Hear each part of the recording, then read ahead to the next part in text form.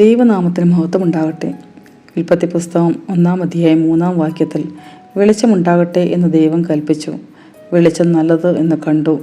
വെളിച്ചവും ഇരുളും തമ്മിൽ വേർതിരിച്ചു എന്ന് കാണുമ്പോൾ വെളിപ്പാട് പുസ്തകം 21-ാം അധ്യായം 23-ാം വാക്യത്തിൽ കർത്താവിൻ്റെ 2-ാം വരവിൽ നഗരത്തിൽ പ്രകാശിപ്പാൻ സൂര്യനും ചന്ദ്രനും ആവശ്യമില്ല, കുഞ്ഞാടാകുന്ന വിളക്കിൻ്റെ വെളിച്ചത്തിൽ നടക്കും എന്ന് രേഖപ്പെടുത്തിയിരിക്കുന്നു.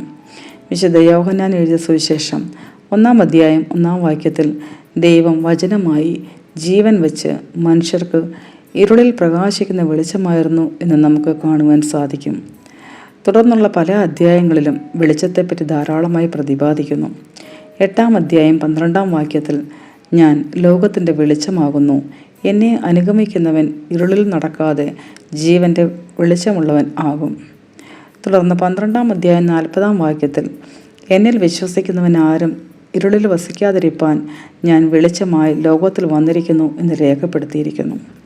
യഹോവ എൻ്റെ വെളിച്ചവും എൻ്റെ രക്ഷയുമാകുന്നു, ഞാൻ ആരെ ഭയപ്പെടുമെന്ന് ദാവീദ് പറയുമ്പോൾ നിന്റെ വചനം എൻ്റെ കാലിന് ദീപവും എൻ്റെ പാതയ്ക്ക് പ്രകാശവുമാകുന്നുവെന്ന് സങ്കീർത്തനക്കാരൻ 119-ാം സങ്കീർത്തനം 105-ാം വാക്യത്തിൽ വെളിപ്പെടുത്തുന്നു.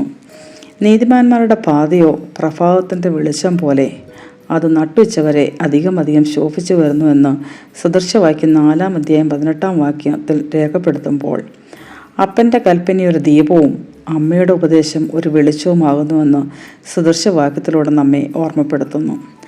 1 യോഹന്നാൻ 1-ാം അധ്യായം 5 മുതൽ 7 വരെയുള്ള വാക്യങ്ങളിൽ ഇപ്രകാരം രേഖപ്പെടുത്തിയിരിക്കുന്നു: ദൈവം വെളിച്ചമാകുന്നു, അവൻ വെളിച്ചത്തിലിരിക്കുന്നത് പോലെ നാം വെളിച്ചത്തിൽ നടക്കുന്നുവെങ്കിൽ നമുക്ക് തമ്മിൽ കൂട്ടായ്മയുണ്ട്.